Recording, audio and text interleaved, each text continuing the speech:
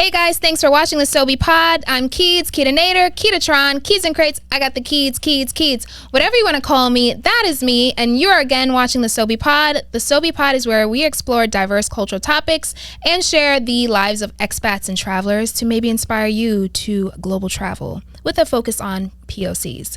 All right, guys. So today we are joined with a very, very, very special guest. We are joined with Karen today. Karen is coming all the way from Maryland. She took a drive out in these streets on a Friday in the DMV traffic. So thank you so much, Karen, for coming out here. Absolutely. So let me tell you a little bit about Karen, and then I'm going to have her tell you a little bit about herself and also how we met. So Karen is here because Karen and I met back in, what did you say again? 2021. 2021. Mm-hmm. And we met when we were both around the same, I guess, transitional period, right? Period, yeah. I had just came back from Korea. It was during COVID, like we said, 2021. And she had just came back from living outside of the US as well. And that's really how we connected.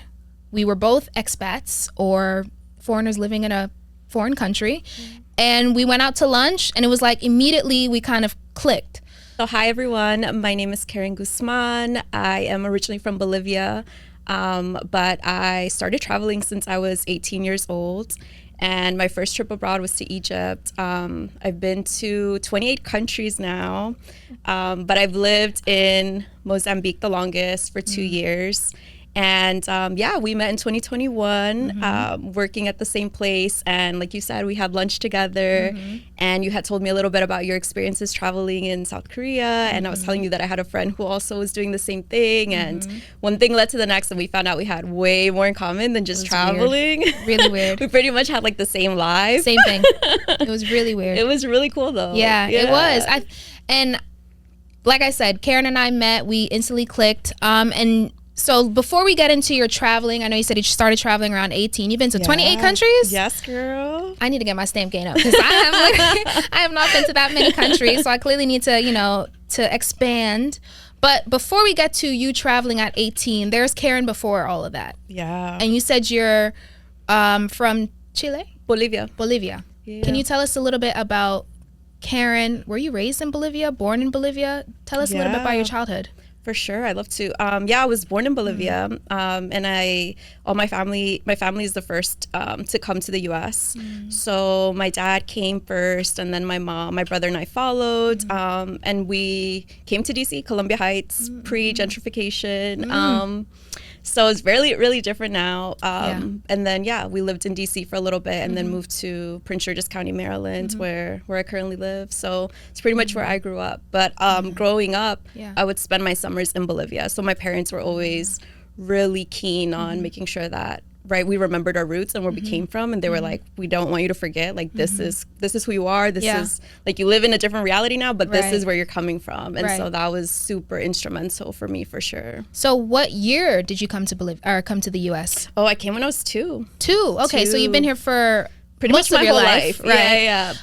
So you would go back and forth each year during summer to Bolivia. Yeah. How long would you spend when you would go back? Well, growing up, we have the month and a half vacation. So we would spend our whole summers, over there. And then as I got older, it was harder because of work and things like that. But I would still go. All of my mom's side of the family, they're in Bolivia. So growing up, it was I have all of my mom's side there, and then all of my dad's side is here. So I always felt like I was super connected, and I had uncles and aunts and cousins my age. So it was really nice. So I've never been to Bolivia, but I'm assuming that you get more of a community there or a community feel. Is that correct in the kind of experience you got there? Absolutely. Yeah. I mean, I feel like one of the things that I always remember about Bolivia is just feeling rooted, right? Here, I think there's a lot of confusion about who you are or what you're about or your identity, and we're mixed in all of these intersections, being a woman, being a person of color. And in Bolivia, it's just I just am. This is it. This is who I am. This is my culture. And there's no second guessing that. It's just you're at peace with that. And in Bolivia also, there's a huge indigenous culture, right? So 50% of our population is indigenous. My grandparents spoke the indigenous language. So I feel also really connected to that. And here I feel a little bit isolated, but when I'm there, I'm wow, I just feel so grounded in that identity. I can. Wow, I didn't know this because we've never talked about this. I have a similar experience because I'm Jamaican and you know, and so I feel that where it's like, yes, I am also American because I was born here, but there's I feel more connected to my Jamaican roots, you know, because I remember when I came to America and I spoke with my accent and people would make fun of it. And I immediately wanted to change my accent. Like I literally came here and within maybe 6 months, I'd spoke like an American. Yeah. So did you feel like when you came to America that you tried to change or adapt to the American culture quite quickly? I mean, you were 2, but as you got older, do you feel like you couldn't be who you really were? Absolutely. I mean, you know, just to be candid, right? Like my parents were working like 5 jobs, right? They were trying to put food on the table. My mom was working as a housekeeper. My dad was like working in a hotel. And then my brother's 8 years older than me.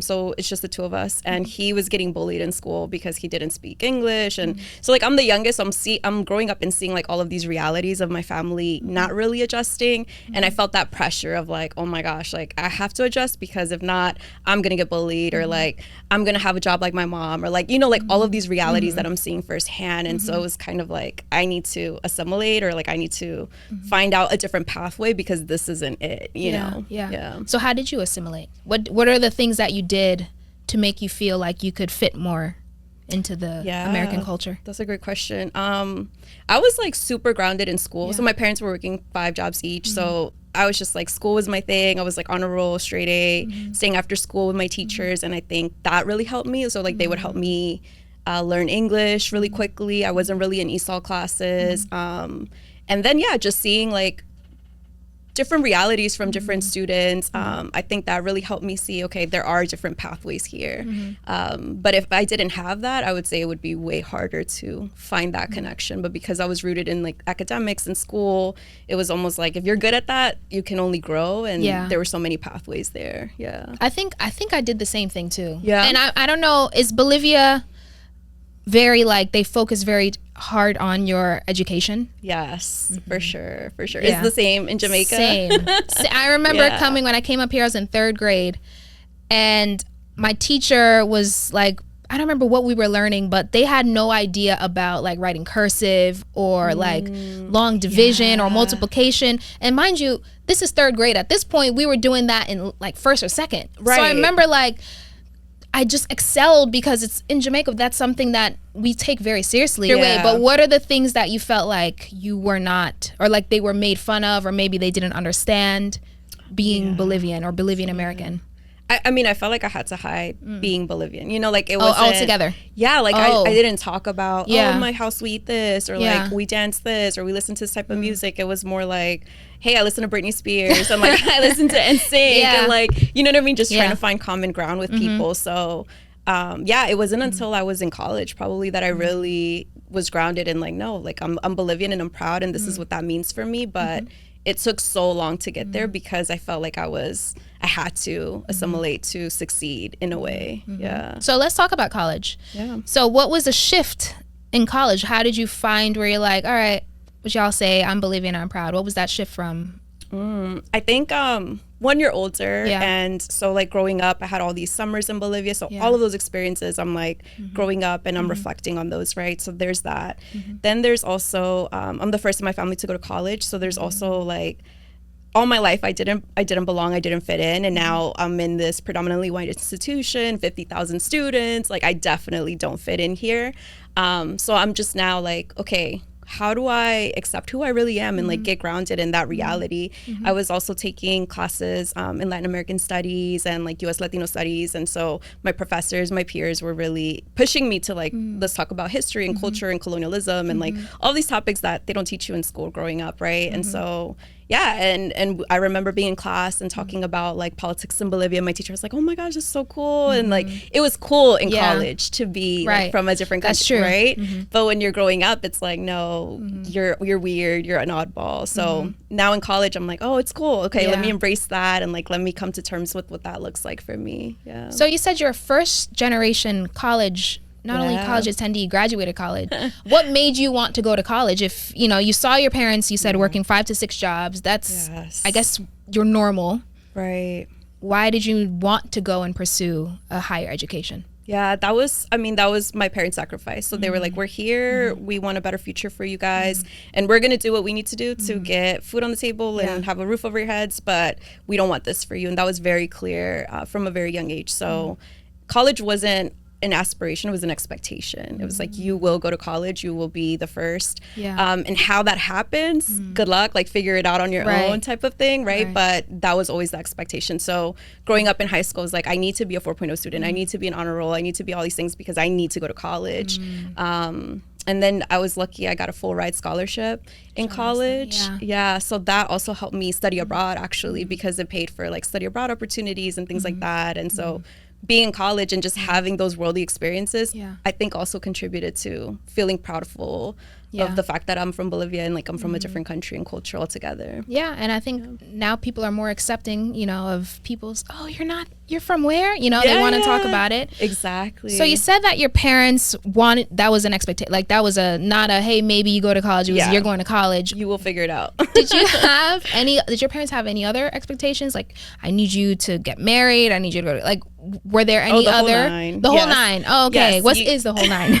Like, you will go to college, you will have a professional career, you will, have a husband, kids, you know, buy a house, like all of those things. Yeah, for sure.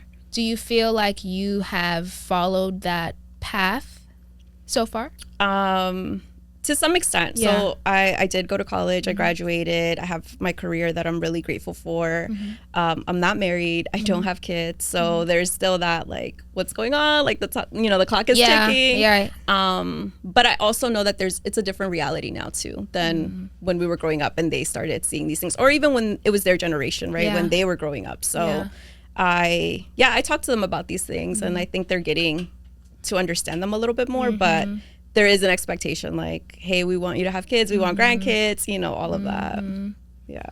I know the well, I'm sure you know that feeling too. You know, surprisingly, my mom and my dad, they never really cared about the marriage. Like, it was never an expectation. The only thing I will say, hands down, they said, there's many things, but they said, you're 1,000% getting your degree. There was no there was no argument. There was no question. You know, you're at the bare minimum, you're getting a bachelor's. You could do 4 years in college. And they said, if I wanted a child, I had to be married, but I didn't have to get married. You know what I mean? Like, it was never a push on, like, after college, you're going to get a husband. They didn't care about that. Never cared about the kids. They just said, if you wanted kids, you had to be married. But it was never like you got to get married, you got to have kids. Even today, my mom's like, I don't care. Like, she's never really, you know. She's not really pressed on that. No. And I think when she looks around at, like, the cesspool of the dating, she gets it. She gets you know, you're good. Yeah, I see. Okay, I get it, Kita. Yeah. All right, well, back to you. In college, you graduated. What you said you went to your first travel at 18. Yeah. Was that in college? You said study abroad. No. So that was because I got a full ride. Yeah. My brother was like, I want to treat you. So my brother's 8 years older, so he was making money. So he's like, let's go to Egypt. Egypt was my dream. Like, ever since I was a little girl, it was like hieroglyphics, the pyramids, all of that. And so, he took me on a trip to Egypt at 18. Wow. And it was transformative. Absolutely transformative and amazing. And just being that young and being exposed to a whole other culture like that.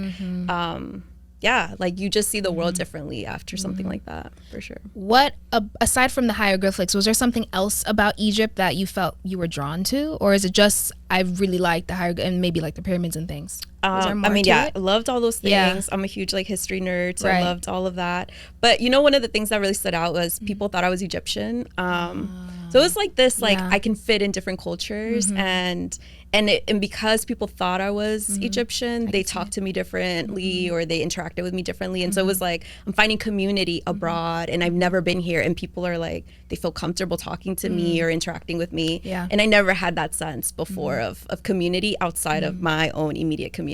So that was really transformative for me. And then ever since then, like, traveling abroad, I'm always seeking that community as well. I like that. So how long were you in Egypt, you and your brother? I think it was short, maybe like 10 to 12 days. That's a long time. Really? I'm like, it's short. I'm like, it's short. That's a whole, like 2 weeks you was out there like living. 2 weeks. Yeah. But it was jam-packed too, because there's so much to see. So you're just like constantly from one day to the next going to different places. Egypt. So you said you keep saying the word transformative. How do you feel? How did you come back from Egypt? What, aside from you feeling like a community there, how do you feel like you changed? How did Egypt make you grow? I think I just understood the world differently. So I was understanding, I now had different points of references. So I was like, oh, I know Egyptian food tastes like this. And I know that in Egypt, these are the traditions, or like people pray these many times, or and so when I came back here, it almost made it easier to meet people from different countries. Or if I ever met someone from Egypt, it'd be like, wow, I love your country. Like, I know this and that. And it was just a different type of connection that you have with people, right? Versus like if you never had that experience in your life. And it also made me appreciate my culture more, because I was like, wow, there's so many similarities also that I'm finding with like other cultures, like the Egyptian one. What was the similarity that you found with Bolivia and Egypt? So they're big on tea, and like, you know what I mean? And in Bolivia, we're also huge on tea, actually. So like dinner time, it's tea time. We don't really have like a big dinner. We just have like tea and our little breads and stuff like that. And so I thought that was, and it's like a community. It's like a family. Like we're all coming together to share this like tea. It's not just you on your own in your little grabbing corner, your food and running upstairs like in the States. It was like we're all sharing and we're all, spending time together, like the quality time. And so is it finger like how you're eating with your hands you're and a eating lot of with your hands.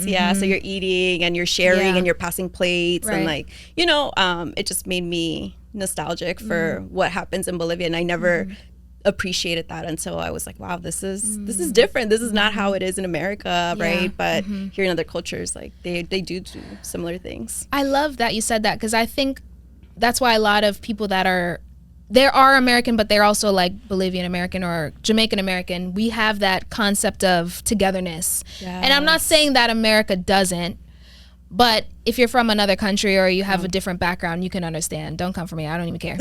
So in Egypt, I see a lot of people that talk about Egypt. And if you go down the list of 10 places you never want to visit again, Egypt is usually at the top for some reason. Really? Yeah. I never knew that. Yeah. Like if you, I promise you, if I go down 10 places you never want to visit, is Egypt.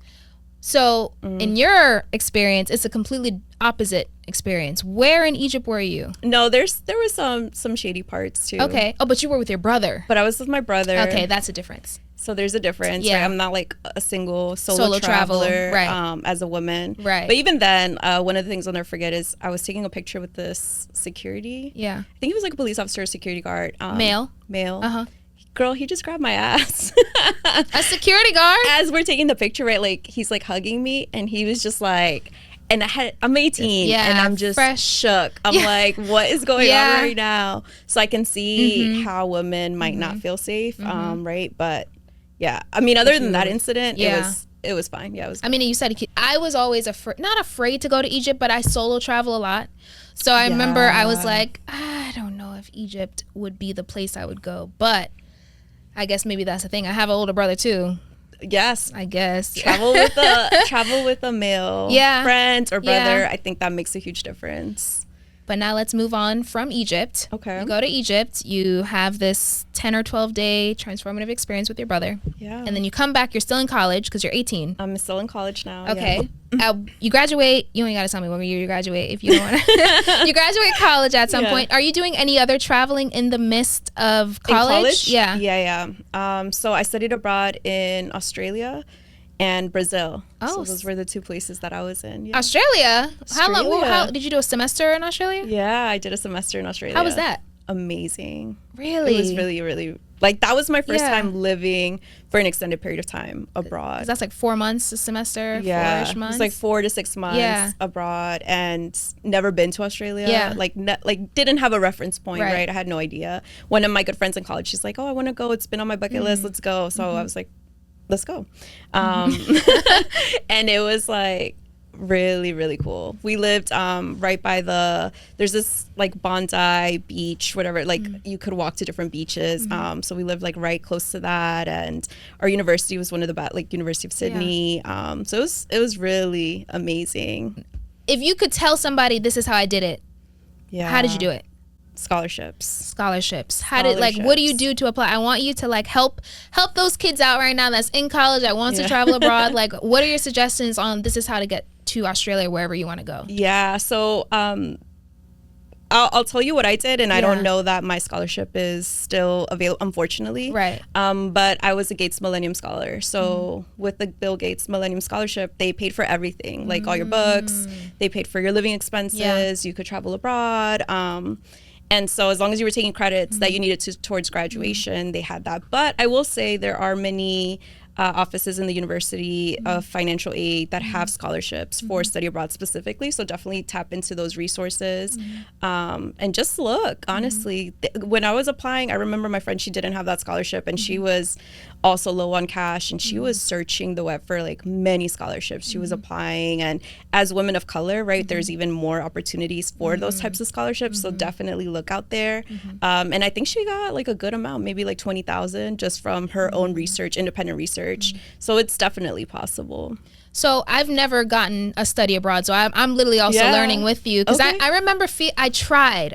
By tried, I just thought about it, and then I was like, I'm never going to do it. You're like, I'm good. Yeah. So when you get awarded these scholarships, is it enough to also get money to live, like in Australia? Like they give you enough where you're like, you can buy food and you can, how does it work? Yeah. The money? In my case, it did, because it was all kind of accounted for in your the cost of your semester. So it accounted for your books, it accounted for your, your living expenses, it accounted for some of your meals. I mean, I would say your meals in general. And keep in mind, like if you go somewhere cheaper to study abroad, right? Like Australia was on the more pricey end, and we knew that. But let's say you go somewhere else, you can go to Bolivia, you can go to many places, right? It's cheaper. And so not only you're possibly saving money from what you would be spending in a college institution here in America. That's facts. Yeah. I wish I would have put more effort into it, because I really wanted to do study abroad in college. Where would you have gone? I'm curious now. I think I wanted to go to Europe. That's where I really wanted to go. Okay. I wanted to either go somewhere in Europe, and I didn't have a specific country in Europe, but I definitely remember wanting to go to Ghana. Oh. I think I wanted to do Ghana. I think that would have been amazing. I really wish I would have, but you know what? Everything on the timing when it's supposed to happen. Amen. But Australia, you're there for a semester. Yeah. What did you learn about yourself in Australia? Everything. I mean, again, this is my first time living by myself.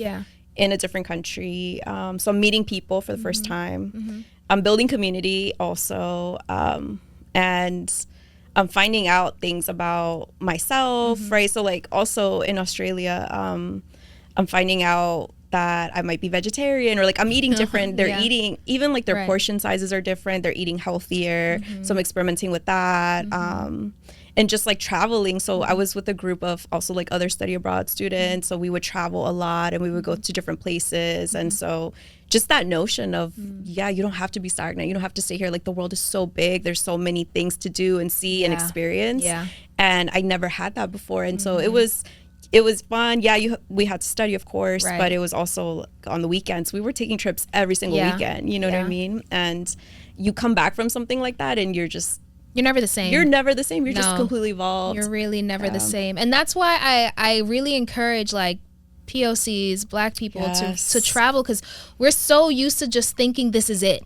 Like America is it, because we're in this bubble, right? And this is not just America. This is anywhere, any country you're in your own little bubble. And really, when you take that time to be like, okay, I'm just gonna go to this country or this other side of the world. The world, It's like the bubble pops and the world becomes multicolor. I can't explain it. You know what I mean? I love the way you said that. I agree. That's exactly how I felt, and I think it's even more important. I'm glad you went during college, because I don't know, I think there's just something more, I don't want to say more impactful, but when you're exposed to that at such a young age, I don't know, I guess it just happens earlier, and so you have more time to see the world for more of what it is than what you thought it was. So you did a semester abroad in Australia. Which city in Australia were you in? Sydney. Sydney. Oh, you were right. You were smack the down in the middle. Okay. Yeah. So you Right there in the came middle. back, and then you did another study abroad. Girl, how many study abroad? You know what? That's I what wish you're I did supposed to do. more. I wish you would have done one But each semester. And I just should never have, went. you know. But yeah, it was that was my first one, and then the Mm-hmm. second one was Brazil. So I was in That's a fire Floripa. one. Brazil was fire. I can imagine. How old were you? So Brazil, I was Yeah. wrapping up Okay. college, so like 23. Oh, that's a perfect age in Brazil. Okay, go ahead. Yeah. You were in Brazil. I was in Brazil, and yeah, I was there for, I mean, that was shorter, Yeah. I would say like a month or two. And, but we were there for the World Cup, like during the World Cup season.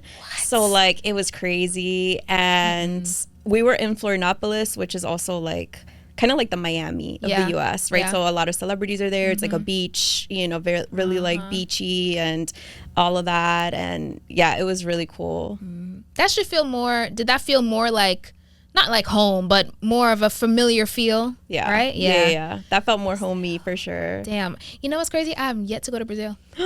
You have And to I hate that. I hate go. because my dad, like if anything with Jamaicans, like anytime Brazil is playing for football or soccer, Yeah. we always cheer for Brazil. You know, Really? like I there's a didn't know very that. close connection with Jamaica and Brazil. in Brazil. Okay. Yeah. So You what have to go. what about Brazil was like your most favorite thing?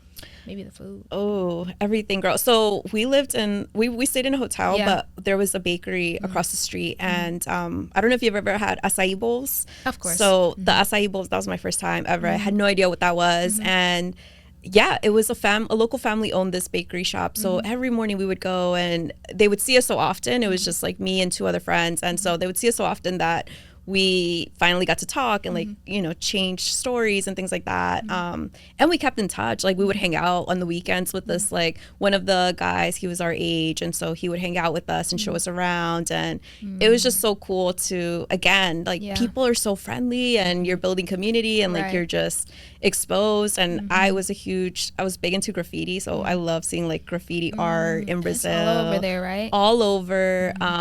The samba, like dancing, you know.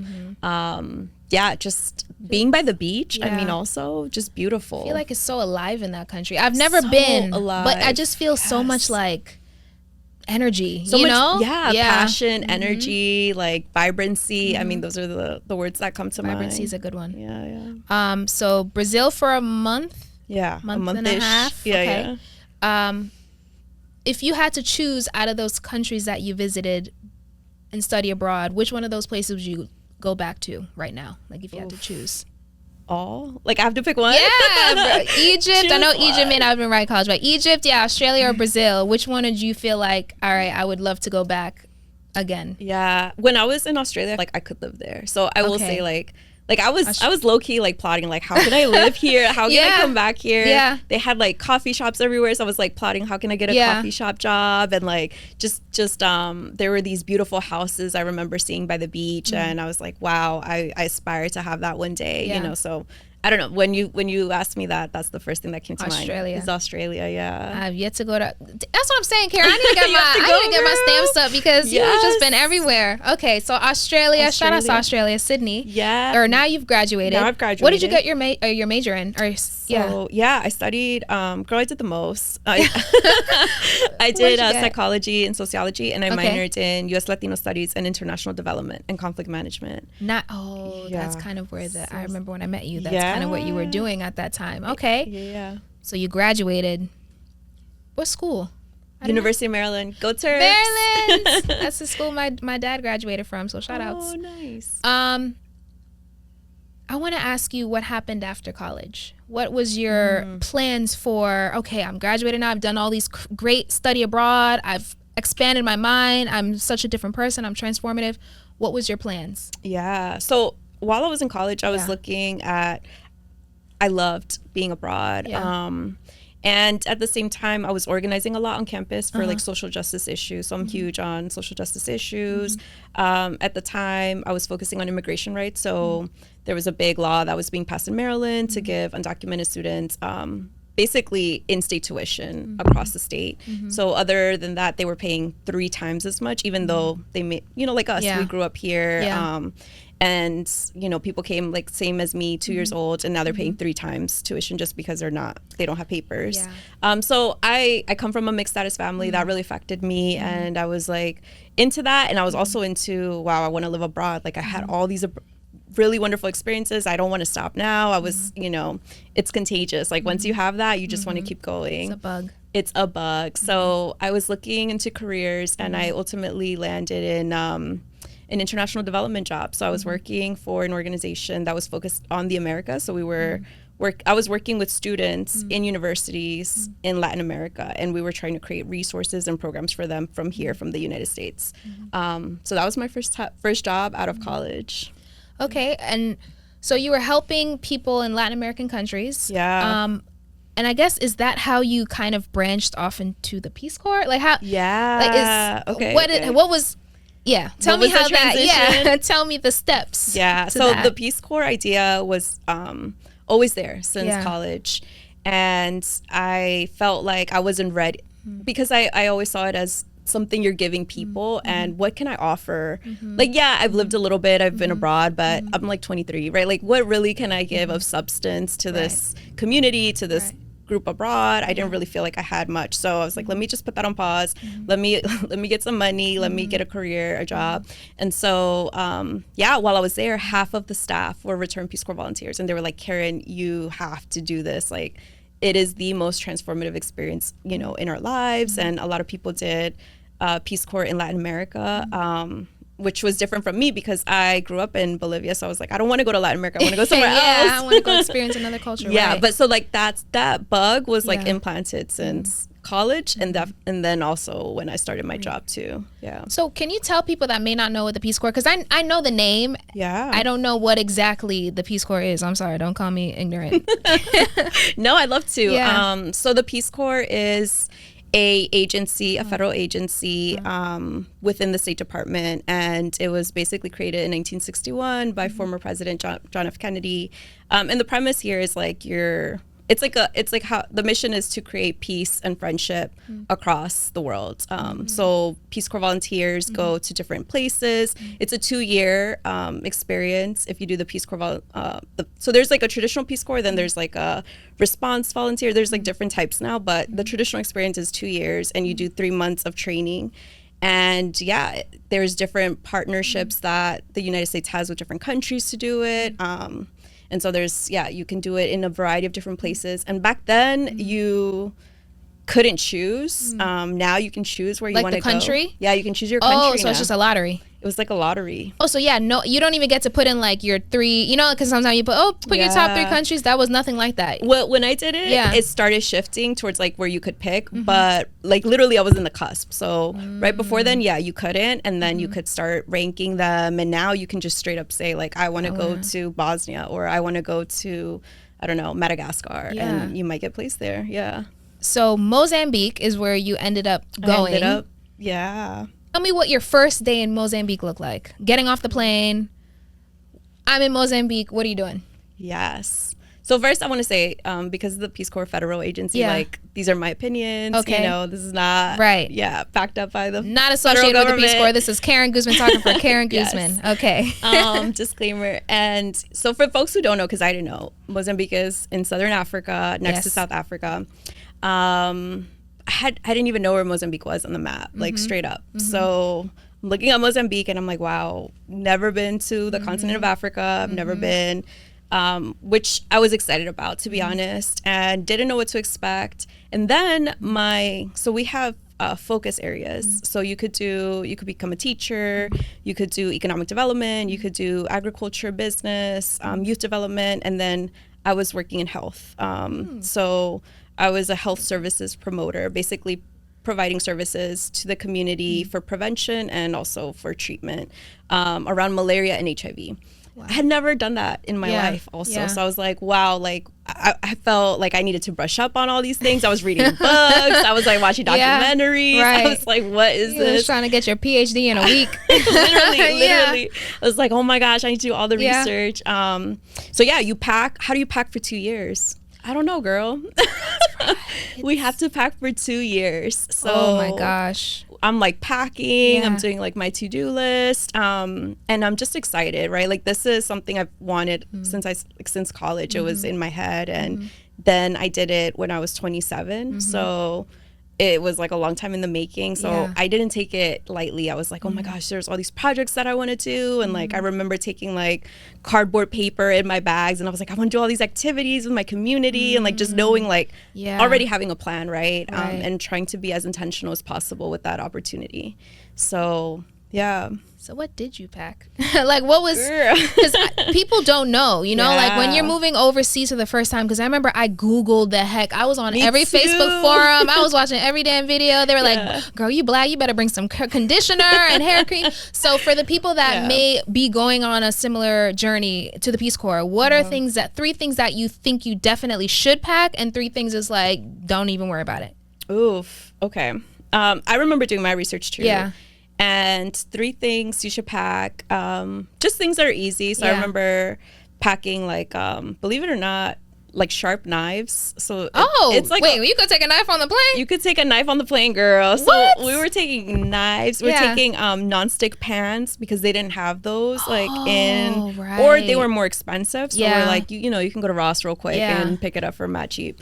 That's So we had, I Yeah. remember like that was game changer for me, honestly. The and pans. then the fast drying towels. So there's, so we don't have a laundry machine, right? So like all of our washing is like by hand.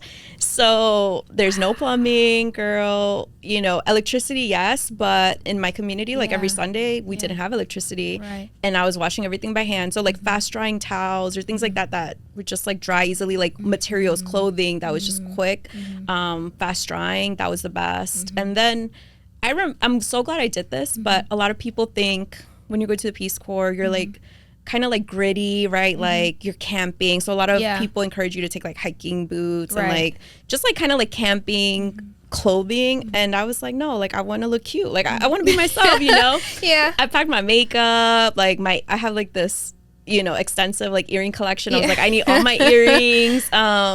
And I just like, I'm so grateful that I Yeah. did that, because I think if I didn't do that, I would have lost a little part of my little identity. part of yourself, yeah. And I showed up as like, this is me, this is Yeah. who I am, like this is Yeah. how I dress, this Right. is like the stuff that makes me happy, and just having like little things, like I remember taking little candles or whatever just to make my space comfy, Feel home, even though you're so cozy. far away and so out of Exactly. your norm, but you still Your want it to norm. feel like Karen. Yeah, like I still wanted to Yeah. be like, no, this is me. Like I'm just in a different place right now, but this is who I am, and like these are the things that bring me joy, and not letting kind of like this new environment change that part of me. Yeah.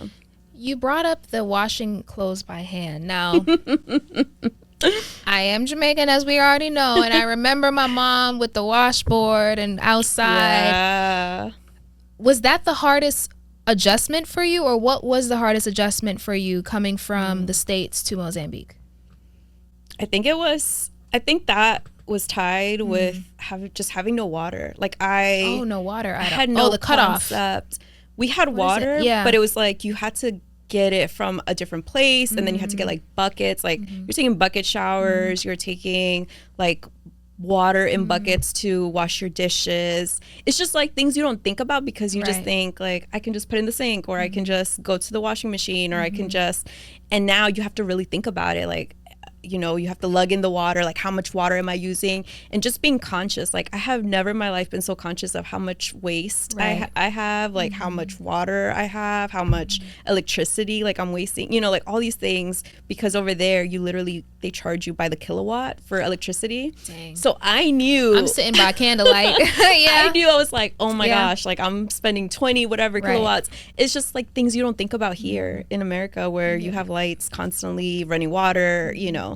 So it was like a different level of self-awareness. You become so much more appreciative Oh of yes. what you have, and it's not like it's a bad life, because I mean, it's not. when I was back in Jamaica, I vividly remember having buckets of water always filled, just in case, because it would just be Yeah. random Tuesday, And you might and not it have like, water. Damn, we ain't got no damn, you know, and Yes, that was so you have such to the prep. yeah, that was a norm, you know. Yeah. This is gonna be a random curveball, but I saw recently Gilbert Arenas actually brought up something with like he had a whole talk about like Africa and how they have no this and like we're America, kind of like putting America on a pedestal of in comparison to the things we have here versus the things they don't have there, which is completely ignorant. But being in the country and seeing it for yourself, what is something that you think Americans can take away from going? What did you take away from being there? Girl, everything. Mozambique is like my happy place. Like literally I was living on $200 a month in the Peace Corps, and I was the happiest I ever was in my life, so what I love the most about Mozambique is again the community. And I'm a big community person, but in Mozambique you're just walking down the street and people will be like, Kita, how's your family? How's your health? Like how's your heart? How's your your pet or whatever? Like just really caring about you as a person, but also like about the people around you, like your family, your loved ones. These are like complete strangers, like just literally just stopping me in the neighborhood and being like, how are you? Like, how's everything? How's your health? Do you need anything? And so just that level of love and community is uncomparable. Like I came back home and I was so depressed because here it's just, and I think we talked about that, right? Like we just don't have that here. If you look at someone the wrong way here, it's like you might something might happen to you, you know what I mean? Versus over there, it's like people really take a pause and they acknowledge your presence and like who you are as a person. And I had never felt that before to that degree, not even in Bolivia, to be honest. Until I was in Mozambique. So that was one of the most beautiful things. And then just the resourcefulness, like people they're farmers, they're making their own food. Like the strength of women is unmatched. Like women are just the MVPs. And I learned so much from the women in my community about cooking, about just like being just a resourceful person and like how to give to your community. So when we talk about women, like uplifting women and like that they're the ones that uplift their community, I mean, I saw that firsthand in Mozambique, how women were like the cornerstone of all of these things, all of these implementations and practices and things like that. Like they were the ones who were leading like everything. So it was really, really beautiful. How is it, I don't want to say run, maybe that's not the right verbiage. How is it, I guess the cultural aspect of men, women, like how is the whole communal thing run? Like what are men doing day to day? What are the women doing on a day-to-day basis? So it's very gender role divided. I will say like Mozambique is one of the countries where in the north and in the south of Mozambique is really different. So in the north it's matriarchal and women are like providers and and then the men are the opposite. Like they're the ones who are cooking and cleaning and like. Oh really? Yeah, but I lived in the south, so it was the opposite for me. So it was similar to what we would see here or in our countries, Jamaica and Bolivia, where men are the providers, they're the ones who are working, they get up really early in the morning, women cook and clean and take care of the kids, and they're doing so much, like they're cleaning and again, because there's no like really fancy equipment or whatever, like everything takes more time. To cook a meal takes a long time. Like people wake up 5 a.m. to cook lunch. They're cleaning their houses, they are providing for their kids to go to school, they're like helping them with their homework, their husbands are coming, and like men in Mozambique, well, where I was living, they get treated like kings, like women will literally like give them a foot massage, like the whole nine.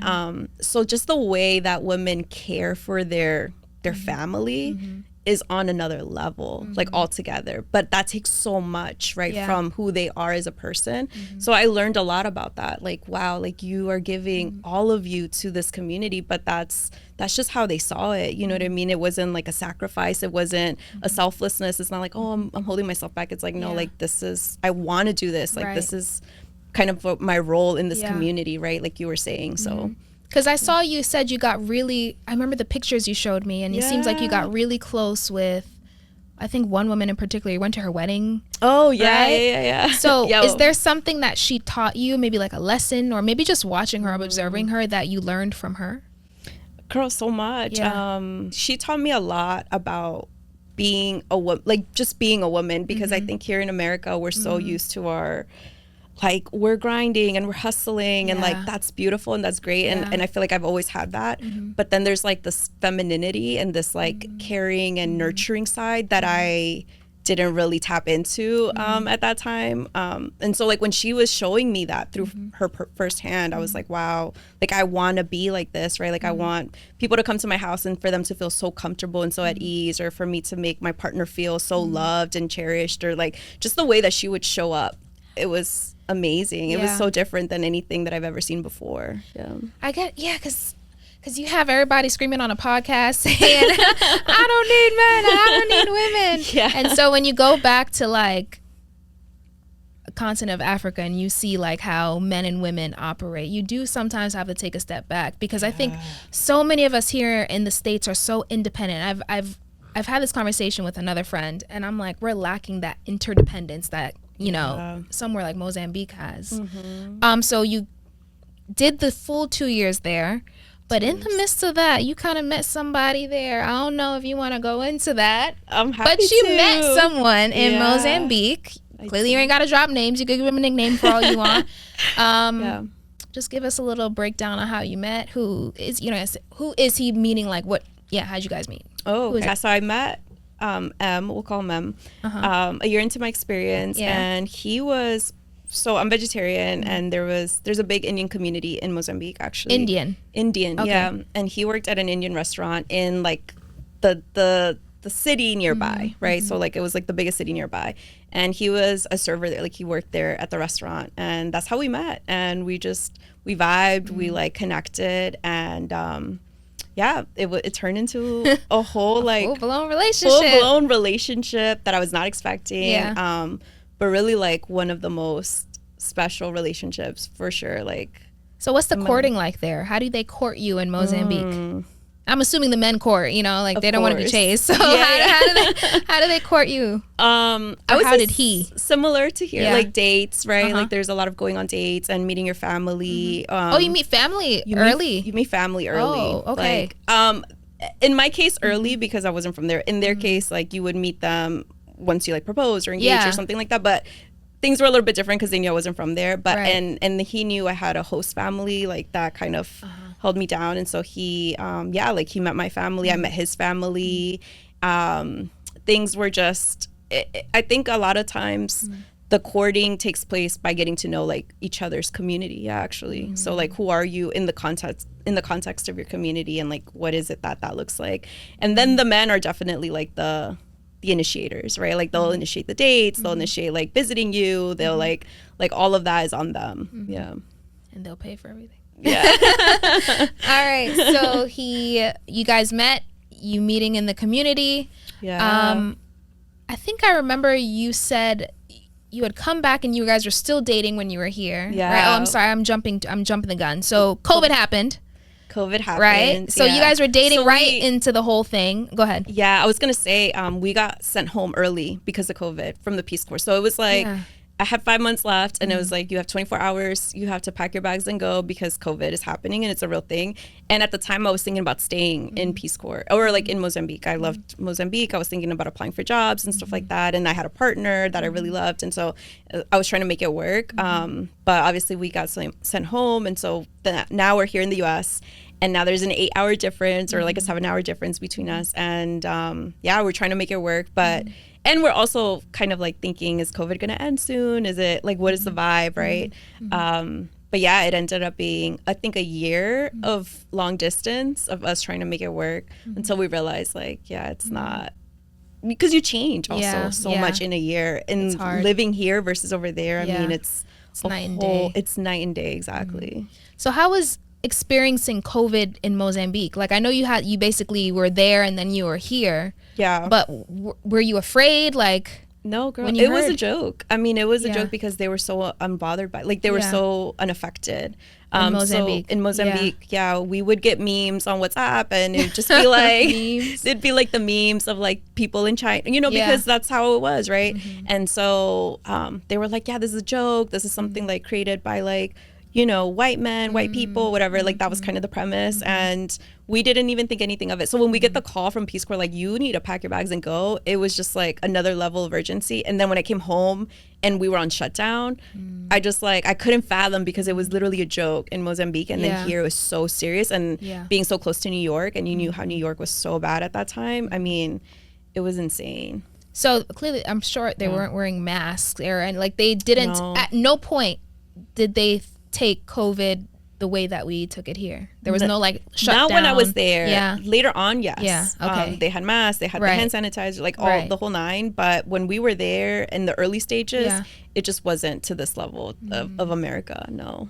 Okay, so you did a year and almost a full 2 years. Almost a full 2 years, yeah. So you came back. You're now living in a country, back to having, you know, things that you were used to, but now you're in lockdown. Yeah. How was that adjustment coming from Mozambique, living your best life, to shut down in the States? Depressing. Yeah, it was depressing. So you're living on your own. Now I'm back living with my parents. Then the sense of community that I was telling you, right? So you come from this place where like everybody knows who you are, and like you feel great, you're making an impact, you're making a difference, and now like you can't even walk outside of your house because you're scared that you might catch something. And because I didn't have it in my heart to want to come back, I wasn't processing that. So when I came back, I was like, what am I supposed to do now? Like, what is my new reality here in the States? And I remember like trying to apply for grad school programs and trying to apply for jobs and being like, what am I really doing here? Yeah. And then when the George Floyd like uprisings happened, I was like, okay, I know my purpose. Like I want to tap back into my community. I want to go back into policy, like government and local politics organizing. And that's how we met. Like that's how I ended up getting that job. But yeah, it took a long time to get that context of like, what am I doing now in this new reality? How long did that take you? How long was that from coming back to getting back to, I know what I want to do? Like 3 months, 6 months? I would say like 6 to 9, but I mean it was the horrible. Adjustment period, yeah. It was horrible. Like I was crying, I was journaling, I was like I remember just being so depressed and not processing that I was depressed, but just knowing like I don't feel right. You feel like, off. Feel so off. You feel so off. Like I had it all made. I had like my life like planned. Yeah. And now I'm here, and what is this? And then my family here was also like I was so used to being like like I was a different person. I was cooking, I was clean, I was doing like all the Mozambican things. And my family's like, what is wrong with Girl, you? we about to go to Chipotle. Like, Relax, you know? Yeah, exactly. It's an adjustment for sure. So like they weren't really like sure what was happening either. So it was just it's a weird. It was weird, girl. Because we came, like I keep saying, we had such a similar experience. I came back to the States during COVID too. And how was it Korea. for you, the adjustment? Like, what was it like for you? Like you too, I came back to my family. Yeah.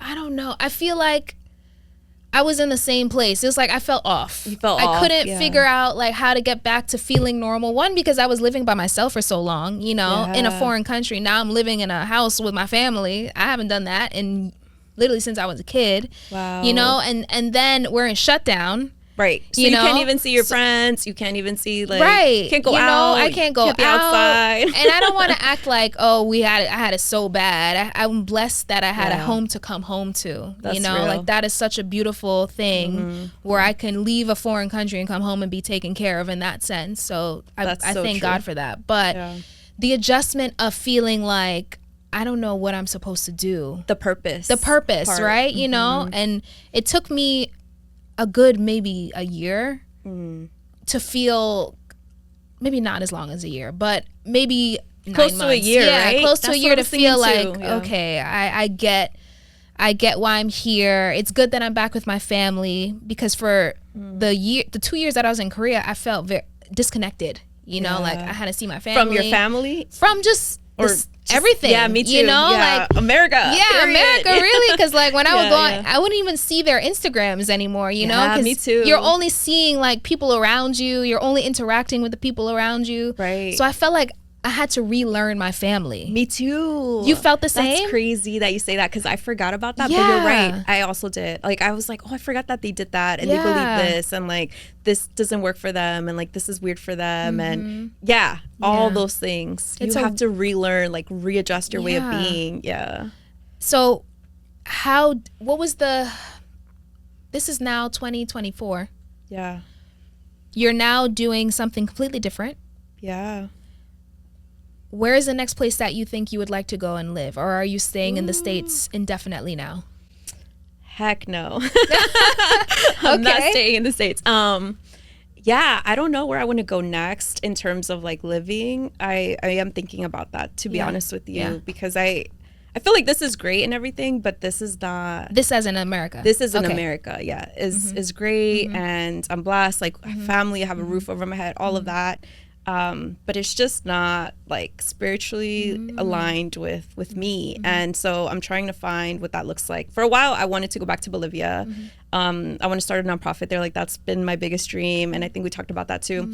But yeah, I'm trying to think like where else. Like I just came back from Thailand not too long ago, and Thailand was beautiful. I love Thailand. I fell in love. So I just feel like there's so much, and there's so much that we don't know until you get there. That for me to say like I definitely want to go here without even experiencing like all of this, like I just don't know yet. But I know that it's not America. It's not. It's not the That's States what for I do you. know. Yeah.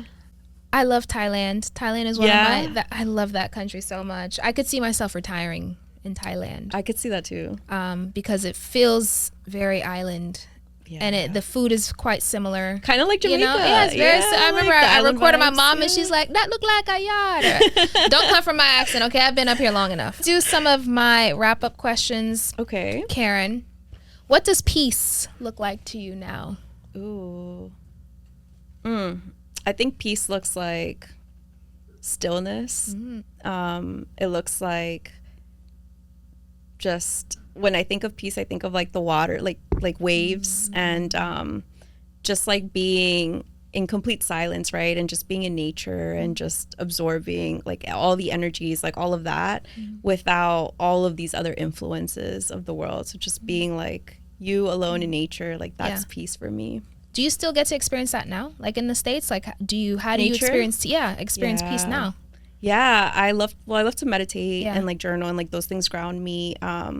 But also, I love being outside in nature, whether that's hiking or going to the beach, or just finding those spaces where I can just feel like the grass and just like ground myself and like our environment, especially here, right, where it's so like hustle and bustle. Like you need that just to get away from everything for a little bit. I agree. And sometimes I literally just go walking outside. Like I know we're still in like, there's still a bunch of buildings, but just like to walk around, just like get fresh air, like get away from the AC, get some fresh air. Exactly. Like feel the sun rays on your skin. Were you always like that, or did that come from your almost 2 years in Mozambique, or were you always very connected to the earth? Nature? Yeah. I think I got more connected in Mozambique for sure, but I attribute that to like my indigenous ancestry, right? Like our ancestors, like in Bolivia, we call like the sun our god, you know what I mean, and the earth our god, and like we're deeply rooted in that.